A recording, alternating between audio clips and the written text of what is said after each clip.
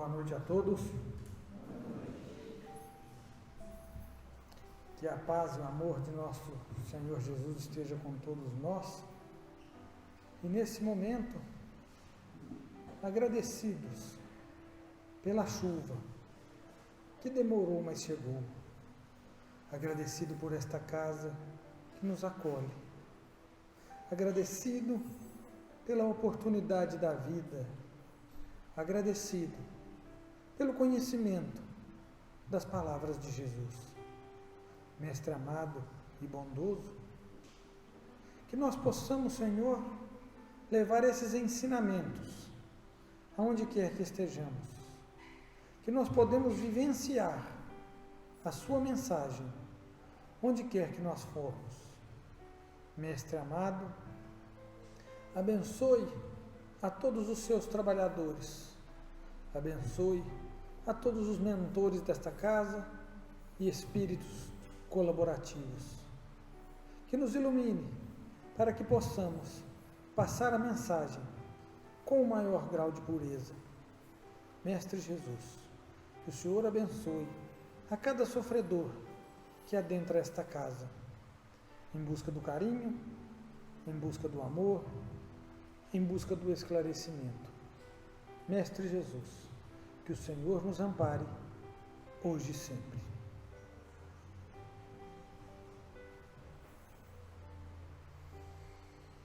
E à hora nona, Jesus exclamou com grande voz, dizendo: Eloi, Eloi, lema sabachthani. Isto traduzido é: Deus meu, por que me desamparaste? E alguns dos que ali estavam, ouvindo isso, diziam: Ele chama por Elias. E um deles ocorreu a embeber uma esponja em vinagre e, pondo-a numa cana, deu-lhe a beber, dizendo: Deixai, vejamos se virá Elias tirá-lo. E Jesus, dando um grande brado, expirou.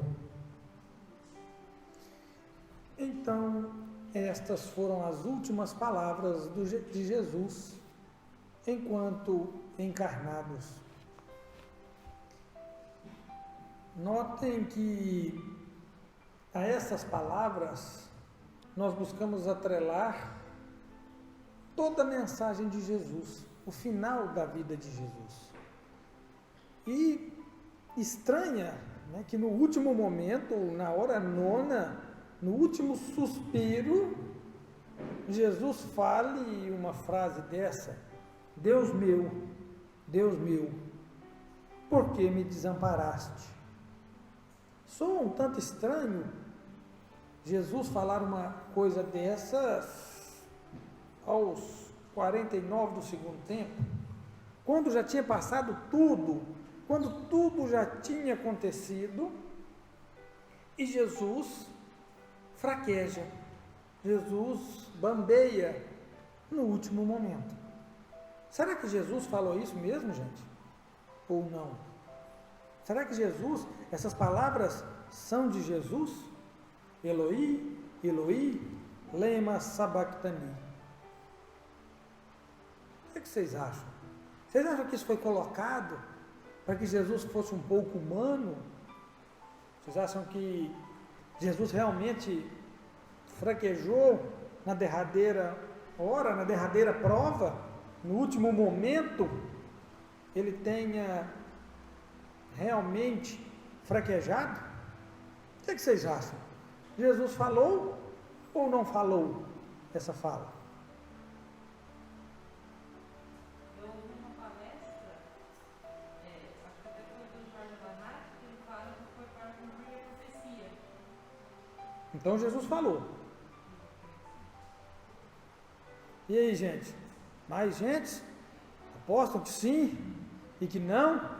Ou não falou? Ou foi colocado? Ou ele não falou bem assim? Não.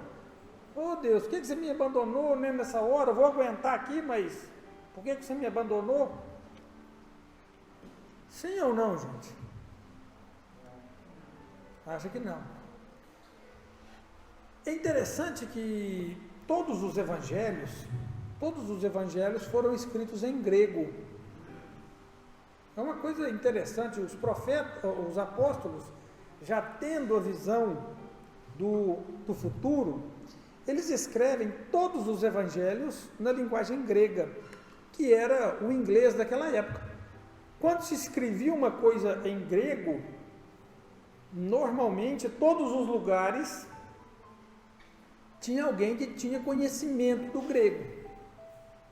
E quando Marcos, isso está grafado no capítulo 15 de Marcos, no versículo 34, e ele vem falando em grego, né, e eu vou falar em português, e na hora nona Jesus exclamou com grande voz, dizendo: Eloi, Eloi, lema sabachthani.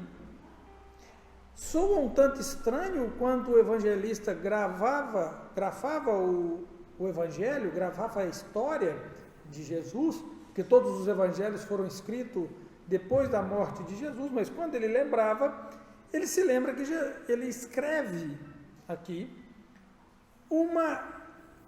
na verdade ele escreve 4 palavras em aramaico, que era a linguagem que Jesus falava, que era a linguagem que o Velho Testamento estava escrito, ou que as Escrituras estavam escritas.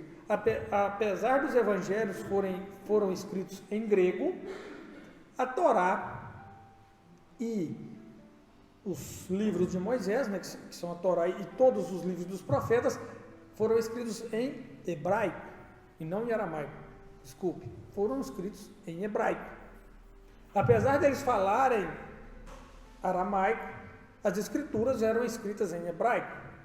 E quando Jesus exclama essa fala, Deus meu, por que me desamparaste, na tradução, logo após isso, e o centurião que estava defronte dele, vendo que assim, chamando e expirara, disse: verdadeiramente, este homem era o Filho de Deus. Um centurião que estava, nota, após estas palavras, que realmente Jesus era o Filho de Deus. E quando Jesus profere essas palavras, ele se referia ao Salmo 22. O Salmo 22 é um salmo escrito por Davi. E ele começa da seguinte maneira: Deus meu, por que me desamparaste? Por que te alongas das palavras dos meus bramidos e não me auxilias? Deus meu, eu clamo de dia e tu não me ouves, de noite e não tenho sossego. Mas eu sou um verme e não sou homem, opróbrio dos homens e desprezado do povo. Todos que me veem zombam de mim, estendem os lábios e maneiam a cabeça, dizendo: confiou no Senhor, que o livre. Livre-o, pois nele tem prazer. Mas tu que me tirastes do ventre e que me preservaste estando ainda no seio da minha mãe, sobre ti fui lançado desde a madre. Tu és o meu Deus desde o ventre da minha mãe. Como água me derramei, e todos os meus ossos se desconjuntaram. O meu coração é como cera, e derreteu-se dentro de mim. A minha força se secou como um caco, e a língua se me pega ao paladar, e me puseste no pó da morte, pois me rodearam os cães. Ajuntamento de maus feitores me cercou. Poderia contar todos os meus ossos. Eles veem e me contemplam. Livrai minha alma da espada e a minha predileta da força do cão. Onde que está? Continuando aqui, que marcou tudo. E ele fala: olha, pois me transpassaram as mãos e os meus pés. Provavelmente Jesus ia declamar esse salmo de Davi inteiro, mas ele não conseguiu e expirou antes. Esse salmo chama, Davi colocou o nome nele sobre o Messias sofre, mas triunfa. Então, quando Jesus começa a declamar esse salmo, quando Marcos tem o cuidado de deixar essa fala no original em hebraico, é para que falar que Jesus não falou, Jesus citou, que é diferente. Jesus, quando começa lá naquela cruz, ele fala: Deus meu, por que me desamparaste? Fui cercado, olha, o meu corpo todo quebrado. Alguém aqui já teve a oportunidade de ver aquele livro, aquele filme Paixão de Cristo? Para mim, esse é um dos filmes mais horríveis que eu já tive o desprazer de ver. Alguém já viu esse filme? O tanto que Jesus apanha e sofre, pode ser que ele apanhou daquele tanto mesmo, pode até ser, acredito eu que apanhou, mas um filme que a todo momento ele mostra a derrota do Cristo. Ele mostra que Cristo realmente foi um derrotado enquanto homem. Jesus nasceu escravo, viveu escravo e morreu como escravo, numa pena romana, nas cruzes, dedicado aos piores fora da lei, aos piores delinquentes. Pois me rodearam os cães e ajuntamento de malfeitores me cercaram. Aí os caras, todo mundo lá, naquela cena, lembra, olha para Jesus e vê quem dos lados dele, quem foi crucificado do lado dele? 2 ladrões. Transpassaram-me as mãos e os pés. Como é que Jesus estava na cruz, amarrado? Pregado. Olha, poderia contar todos os meus ossos.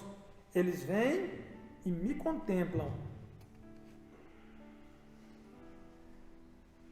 Aqui tem vários detalhes, que eu não vou recitar todos. Se alguém tiver curiosidade, leia todos os detalhes do momento da crucificação de Jesus. E é com esses detalhes, com os detalhes da morte, com os detalhes de Jesus vencido, de Jesus derrotado, que nós passamos a mensagem dele para frente. Criou-se então uma teoria que Jesus morreu para nos salvar, realmente.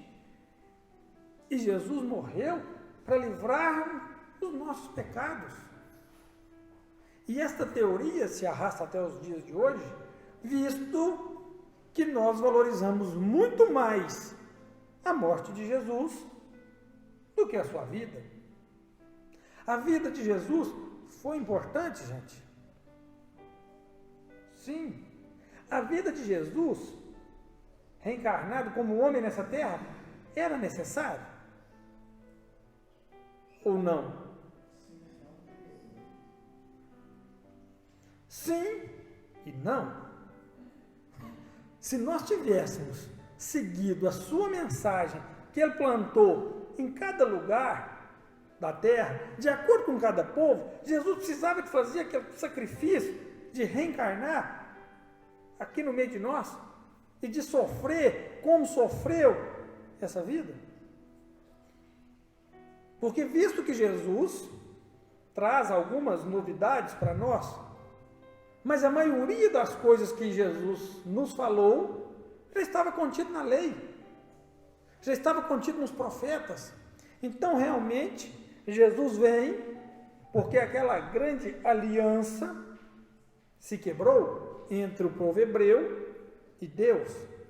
Quando Jesus faz aquele compromisso com as criaturas exiladas de outro planeta, de colocar seres iluminados no meio de cada povo, para que ele transmitisse a mensagem de Jesus,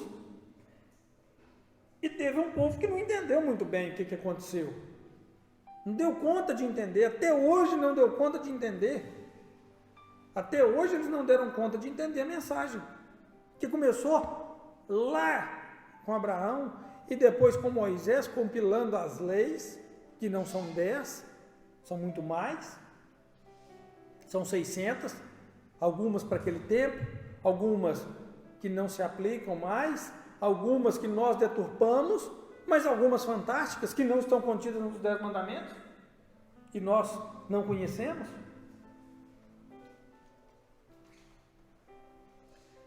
Então, se nós tivéssemos atendido o chamado de Jesus, provavelmente a sua vinda aqui na terra não se fazia necessária.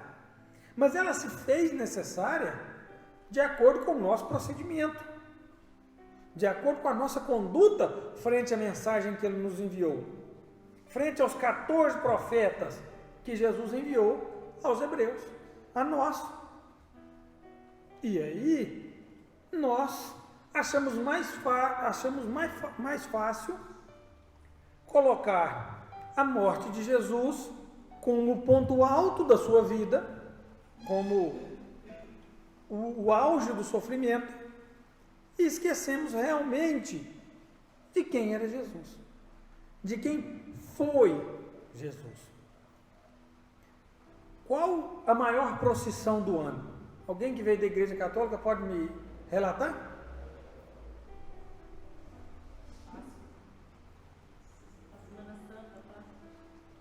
Da Páscoa no domingo, cedo. Sexta-feira Santa. Dá mais gente do que o dia do domingo? É verdade ou não é, gente? É porque nós cultuamos muito mais a morte de Jesus do que a sua vida. E essa mensagem veio através dos tempos. Quando a gente fala em Jesus, qual que é a imagem que vem na cabeça? Pregado na cruz. Um Jesus sanguinolento, um Jesus de cabeça baixa, um Jesus derrotado. Gabriel, hoje não se tem mais o domingo de Páscoa na ressurreição de Jesus, hoje tem o coelho da Páscoa. Sim, muito mais lucrativo, muito mais gostoso, né? A gente come chocolate, e um coelho traz ovos de chocolate, uma coisa assim, que alguém que criou, adoçou, né, o domingo de Ramos. Podia ter sido na sexta-feira da Paixão, que era um dia mais doce, né? Hoje isso não acontece mais, mas antigamente era um dia que as pessoas não varriam a casa, não penteavam o cabelo. Eu vejo contar isso, não sou desse tempo, mas era um dia extremamente triste e pavoroso, e todo mundo ia na procissão e se cultuava muito aquele dia. E depois ainda espancava Judas, ainda tinha uma série de tristezas naquele dia. E o grande momento de Jesus não foi esse. O grande momento de Jesus foi a sua mensagem, muito mais importante que a sua vida. Pois se tratando de vida material, realmente Jesus foi um derrotado. Moisés conseguiu livrar os hebreus da escravidão. E Jesus não.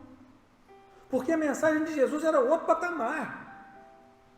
Era em outro nível. Quando chega Jesus em cima da sua cruz, o que está escrito em cima da cruz, na imagem que a gente vê?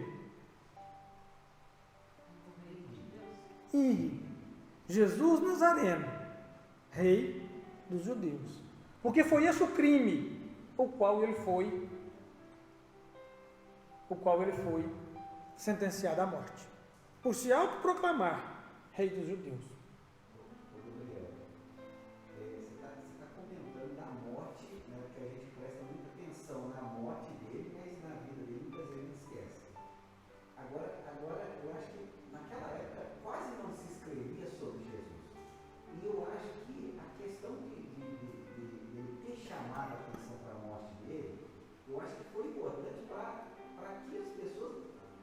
Olhassem o fato e se escrevessem sobre isso, porque talvez se não tivesse esse tipo de morte, não sei, talvez nem tinham percebido, e hoje a gente nem estaria falando, mas a partir da morte dele, demorou ainda muito tempo, 4 séculos, para que todo mundo conhecesse o cristianismo. Eu acho que isso aí pode ter sido uma jogada para mostrar para todo mundo qual era a mensagem.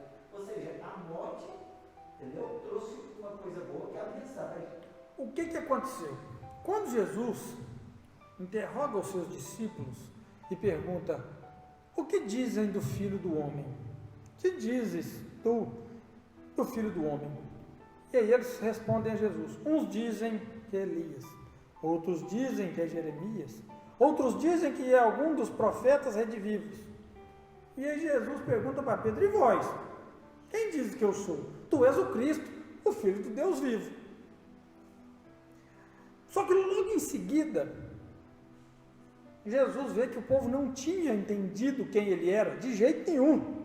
De jeito nenhum, eu não sei transcrever aqui a fala direitinho, mas logo depois que Jesus percebe que os judeus não entenderam quem ele era, ele fala que seja feita a vontade do meu Pai, que se cumpra as Escrituras. E aí Jesus então trabalha para que se cumpra as Escrituras, porque isso aqui estava escrito.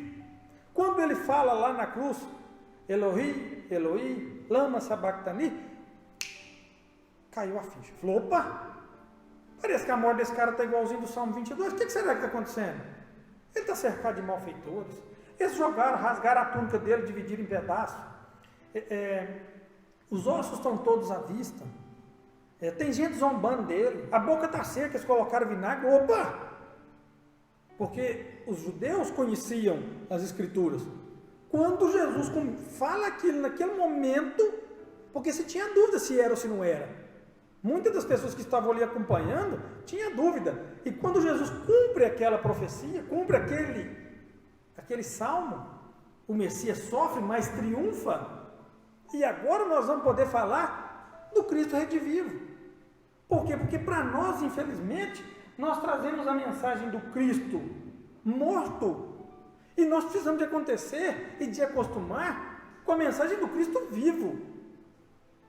Esse é o grande desafio. É a mensagem de Jesus. Quando Jesus, no livro de João, ele grafa no capítulo 15, também, porque Marcos também era no capítulo 15, mas João, no capítulo 15, intitulado, não tem título, né, mas a título para ficar mais fácil, didática, no capítulo 15, eles colocaram o nome assim, continuação das últimas instruções aos discípulos. Isso começa no capítulo 13, e vai, eu acho que até o 17, até o 16. Jesus fala, chega para mim no ápice da sua mensagem após o Sermão do Monte. Ele falando com os discípulos dele, ele fala assim, como o Pai me amou, também vos amei a vós, permanecei no meu amor. O meu mandamento é este, o meu. Os de Moisés eram aqueles, os dos profetas eram aqueles, o meu mandamento, o meu, de Jesus, é este, que vos ameis uns aos outros, como eu vos amei. Que vos ameis uns aos outros, como eu vos amei. Novamente, voltamos no grego. E existem algumas palavras para definir a palavra amor em grego. Nós chamamos de amor num conceito muito generalizado dessa palavra. Os gregos dividiram essa palavra em 4 palavras para expressar o sentimento. Nós temos essa divisão, mas nós não conseguimos dividir com palavras, mas os gregos dividiam. E João, que muito jovem foi aprisionado e conviveu entre os gregos, tinha um grego muito bom. Então o seu evangelho era de um grego com muita maestria, muito diferente do de Marcos, que era um grego muito precário. O evangelho de João, então, relata em cada momento a palavra amor com uma palavra diferente. Então Jesus apresenta essa palavra para nós, e porque amar a Deus e ao próximo Está escrito aonde, gente?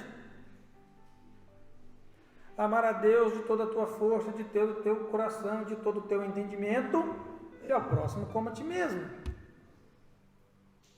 Isso era uma das leis de Moisés. Na verdade, serão duas. E não está nos 10 mandamentos. Amar a Deus de toda a tua força, de todo o teu coração, de todo o teu entendimento, não está nos 10 mandamentos. Está na lei mosaica. E ao próximo como a ti mesmo. Essa era a lei de Deus. Mas Jesus traz um novo conceito. Amai-vos uns aos outros, como eu vos amei. E para que nós entendêssemos essas palavras, João se utiliza ao longo do seu evangelho, ao longo das suas cartas, 4 palavras. A primeira delas é o amor eros. A palavra eros significa o amor material, é o amor exclusivista, é uma forma de amor, é um amor direcionado, entendeu? É um amor que dá tristeza quando se perde, é um amor que nós temos ele para nós, que nós conjugamos o verbo meu antes, é o meu amor. Eu amo o fulano. E se eu perder aquela pessoa, eu vou ter alguns constrangimentos, eu vou ter dor, eu vou ter sofrimento. Então, esse modelo de amor é o modelo mais primitivo, é o modelo da posse, é o amor da posse, mas assim ainda é um amor. Nós podemos falar do amor entre marido e mulher, é o meu amor, me faz bem quando eu estou junto com ele. Me faz me sentir bem quando eu estou junto com ela.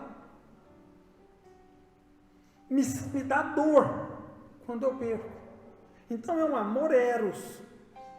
Esse tipo de amor não é o amor que Jesus falava, mas era um amor, é uma forma de amor. Quando Jesus fala, como eu vos amei, é assim. Então, nós sabemos que tem vida após a morte, que nós vamos tudo viver, então... Olha, gente, eu amei vocês aí, mas se eu morrer, para todo mundo acabar junto e é só chorar e não vamos fazer nada.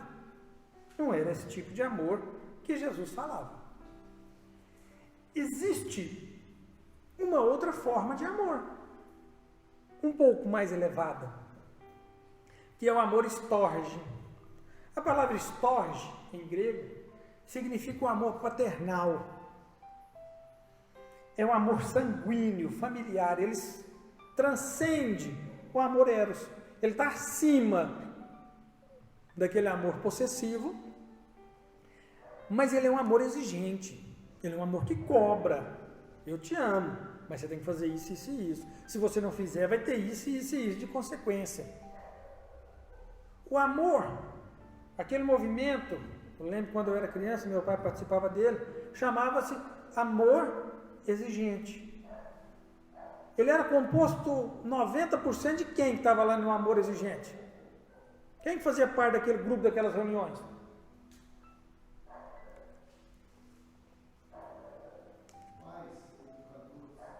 Normalmente pais. Porque esse amor, ele tem cobrança. Ele é o amor da convivência. E ele ainda é meu. É o meu filho. É o meu pai, é a minha mãe, não é a minha sogra, porque a sogra não é parente, mas podia ser, é a minha sogra, para quem ama a sogra. Então é um amor que ele ainda tem muita característica da posse, é um amor mais refinado do que o amor eros, mas ainda assim é um amor material. Nós temos a terceira forma de amar, que é a palavra fileo. A gente podia pensar que era de filho, não, é de fileo. E daí se origina a palavra filantropia. Esse já é um amor mais sublime. É o amor da amizade. É um amor que não tem cobrança. É de igual para igual. Ele não tem cobrança. Se não se cobra de um amigo. Até porque se você quiser mudar ele, não adianta. O grande sentimento da amizade é a gente ser amigo do outro do jeito que ele é. Porque se for para me modificar ele, se for para ser ele do meu jeito, ele volta lá para o amor estorge. Aí eu estou moldando ele. Para ele ser meu amigo, eu tenho que exigir. Você tem que ser assim, assim, assim, assado. Aí você pode ser meu amigo. Não. Jesus, com os seus discípulos, tinha esse tipo de amor, esse tipo de sentimento. Quando ele fala, já não chamo-vos de servos, mas de amigos. Esse é o sentimento que Jesus coloca lá, que João escreve. Ele não escreve Storge, ele não escreve Eros, ele escreve filhos no seu evangelho. Porque amigos pode passar anos sem se encontrar. No dia que eles se reencontram, o sentimento é o mesmo. É de saudade, é de amizade, não é de cobrança. Porque ele não cobra. Dá para passar alguém aqui que é casado 6 meses sem encontrar a esposa? Dá ou não dá? Dá para passar uns 3 dias sem dar notícia, hoje mais? Antigamente até dava, né? Que não tinha telefone, WhatsApp, localização em tempo real. Hoje dá para ficar 3 dias sem dar notícia para a esposa? Dá ou não dá, gente? Eu vou sumir 3 dias aí. Por quê? Porque o amor estorge, ele cobra. É o amor eros, ele cobra. Dá para ficar 6 meses longe do amigo? O dia que você ligar para ele, falar, rapaz, que beleza que você me ligou. Estava com saudade de falar com você. Quanto tempo que nós não falamos? Nós temos que ligar mais um para o outro. Passa 3 dias sem dar notícia para a esposa e liga para ela. Você vê como é que vai ser a recepção. Ele volta para casa depois de 3 dias, só para saber como é que vai ser a recepção. Ele tem cobrança. E eu acredito que com o casamento para funcionar tem que ser assim.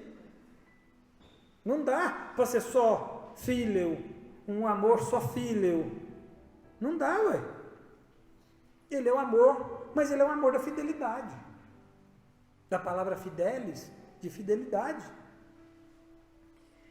É a palavra que João usa para definir Jesus, para definir o sentimento de Jesus, quando ele chama os seus discípulos de amigos. Quando ele lava o pé dos seus discípulos, é esse o sentimento que Jesus demonstrava. Quando Pedro nega Jesus, todo mundo sabe, não sabe? Que Pedro nega Jesus. E logo depois dessa negativa, Jesus se materializa a Pedro e faz uma pergunta para ele. Pedro, tu me amas? E o que Pedro responde? Sim, Senhor, eu te amo. Aí ele pergunta de novo, né? Pedro, tu me amas? Sim, Senhor, eu te amo. Aí Jesus pergunta pela 3ª vez, Pedro, tu me amas? Sim, Senhor, tu sabes que eu te amo. Só que no grego, Jesus usa uma 4ª palavra para definir. Na pergunta, João escreve uma 4ª palavra, chamada ágape. Aí ele pergunta, Pedro, tu me ágape? E o Pedro responde, sim, tu sabes que eu filho. Aí Jesus coça a cabeça e fala assim, Pedro, tu me ágape? Sim, Senhor, tu sabes que eu te filho. Aí Jesus fala assim, não dá, né? Pedro, tu me filhos? Sim, Senhor, tu sabes que eu te filho. Ah, agora eu entendi. Por quê? Porque Pedro não teve, ou não tinha naquele momento, compreensão do que era a palavra ágape. Mas ele sabia o que era o amor filial. Mas o amor ágape, Pedro não sabia. Por isso, as 3 perguntas. Por isso que esses estudiosos do Evangelho deixam a gente com vergonha. Eu fico com vergonha quando eu vejo uma palestra dessa e vejo a importância no conhecimento. Jesus, então, pergunta Pedro 3 vezes, é porque ele pergunta se Pedro estava entendendo o que ele estava respondendo. Só que para nós, na tradução é uma palavra só, a gente entende que Jesus pergunta ele 3 vezes a mesma coisa, e na verdade não é. Jesus pergunta uma coisa, ele responde outra. Jesus pergunta uma coisa, ele responde outra. Ele pergunta daquela forma. E aí, porque o sentimento que Pedro conhecia, o sentimento mais sublime que Pedro tinha noção, era o sentimento filial, era o amor da amizade, era o sentimento de não cobrança, o sentimento que ele tinha para com Cristo. Estava errado Pedro falar isso? Não estava, porque era o máximo que ele conhecia. Não dava para Pedro ir mais, mas existia uma palavra a mais. E é a palavra que João utiliza para que Jesus defina como eu vos amei. Ele fala, então, teoricamente, eu não sei falar o grego, mas ele fala que o meu mandamento é que vos ágape uns aos outros, como eu vos ágape. Este sentimento sublime que João escreve no seu evangelho é diferente do amor filho, é diferente do eros e é diferente do storge ou storgé. O amor ágape não se apega a alguém, não se ama a alguém, simplesmente se ama. Ele não é direcionado a uma pessoa. Como disse Renato Russo, é o amor, somente o amor, puro e simples, sem estar direcionado a algo ou alguém específico.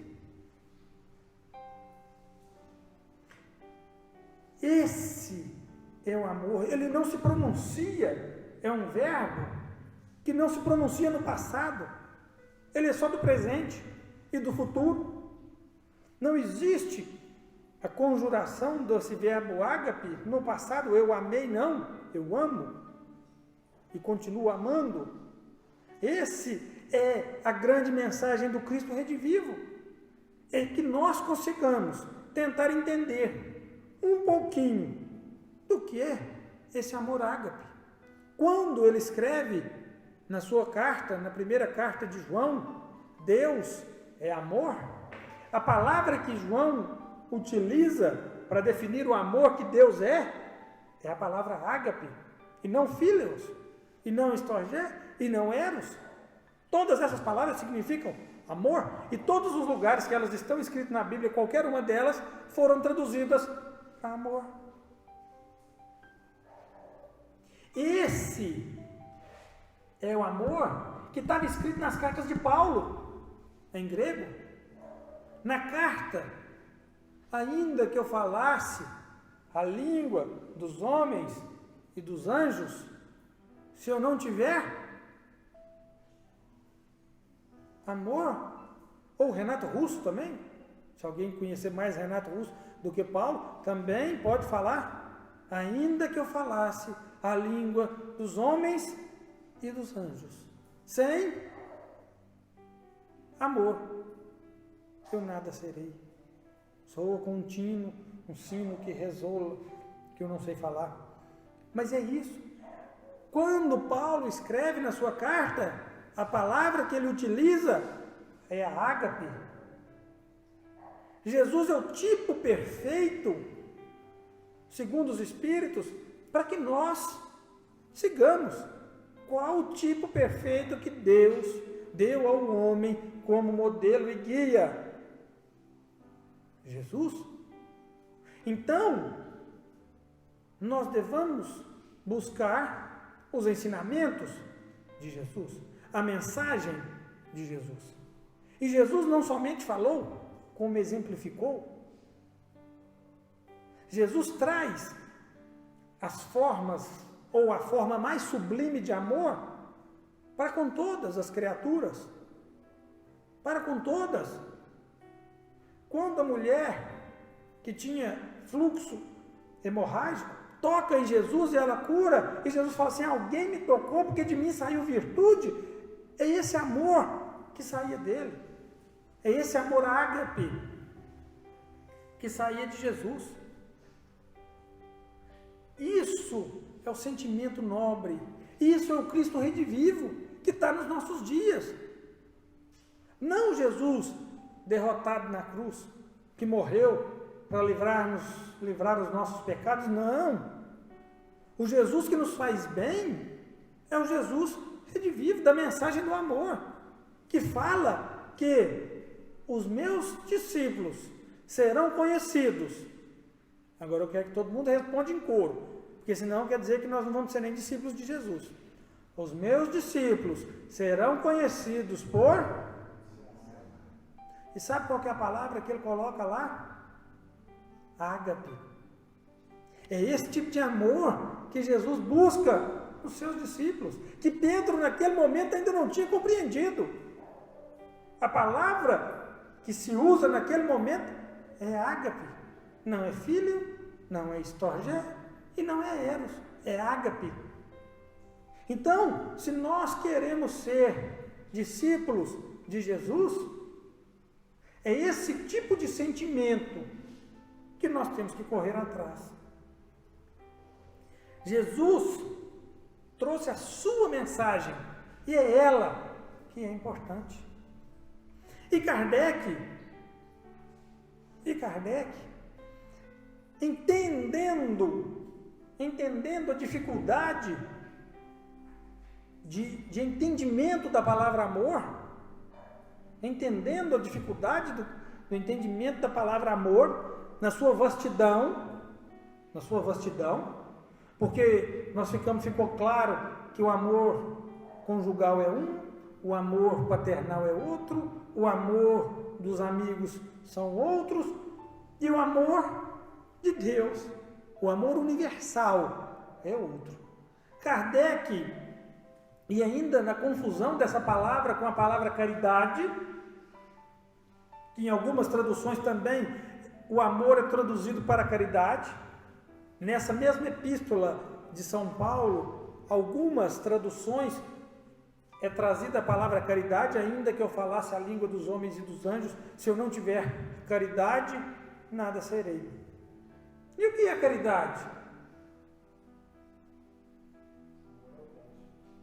Amor ao próximo. O que mais? Um ato de amor. O que mais, gente? Me ajuda? O que é caridade? Entender o outro. Então vamos mudar a pergunta. O que é caridade? Como entendia Jesus? Aí Kardec pergunta aos espíritos, qual o verdadeiro sentido da palavra caridade? Como entendia Jesus? Muda, gente. Quando Jesus falava no amor ágape, o que Jesus estava querendo falar? Qual era o sentimento que Jesus queria expressar? Como que os espíritos respondem?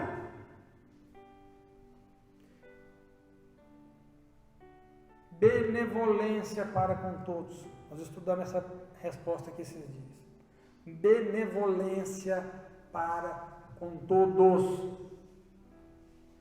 Isto é, sentimento bom para com todos, sem exceção.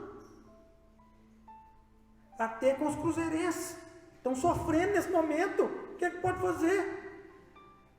O Zé não quer conversar comigo mais de futebol. Estão sofrendo. É com todos, viu, gente? Benevolência para com todos. Indulgência para com as imperfeições alheias. Indulgência para com as imperfeições alheias. Perdão das ofensas. Ainda bem. Gente, isso é o que Kardec captou e conseguiu extrair do que Jesus falava naquele momento. O que era esse amor ágape? Isso é o amor de Jesus. Isto é a mensagem que Jesus nos ofertou. Esse é o modelo ao qual os Espíritos falou que Deus deu de exemplo e guia para a humanidade. Que fala que nós temos que ter benevolência para com todos, indulgência para com as imperfeições alheias e perdoar todas as ofensas.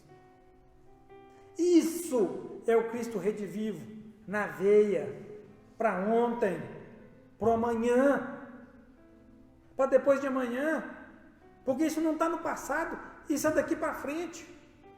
Se eu não fiz até agora, paciência, paciência. Isso é o Jesus que nós temos que buscar. Essa é a mensagem do Cristo redivivo, é o meu mandamento.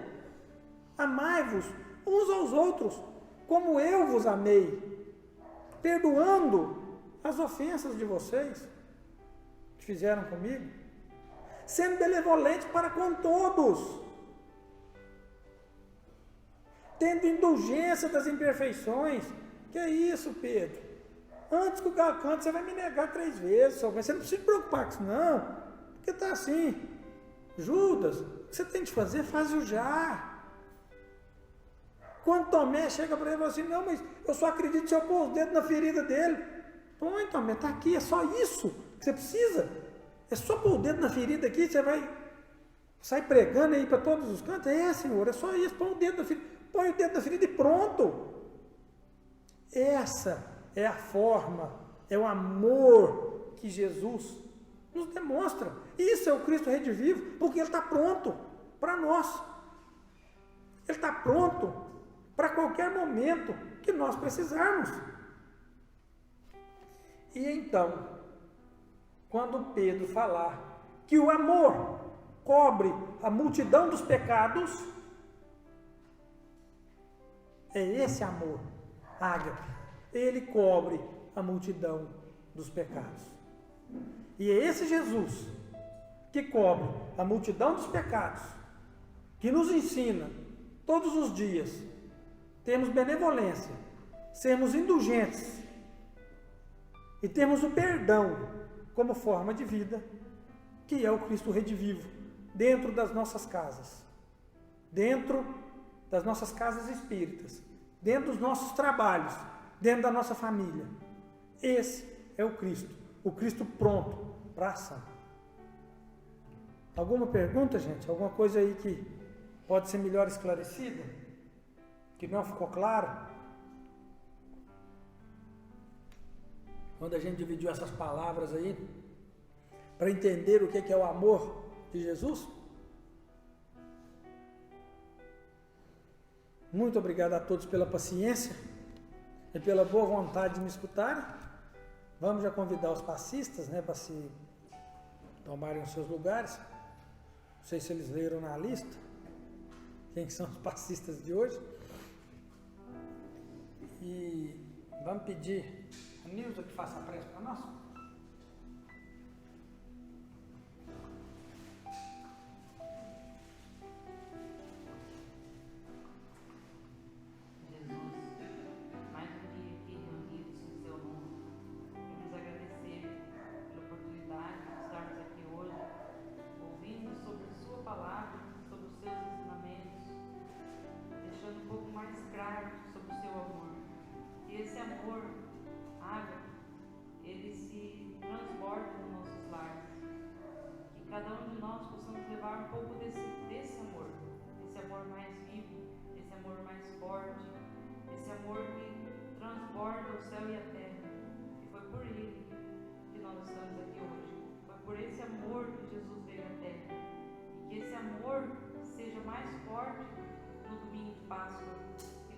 Páscoa nós comemoramos o seu renascimento, a sua vinda, a sua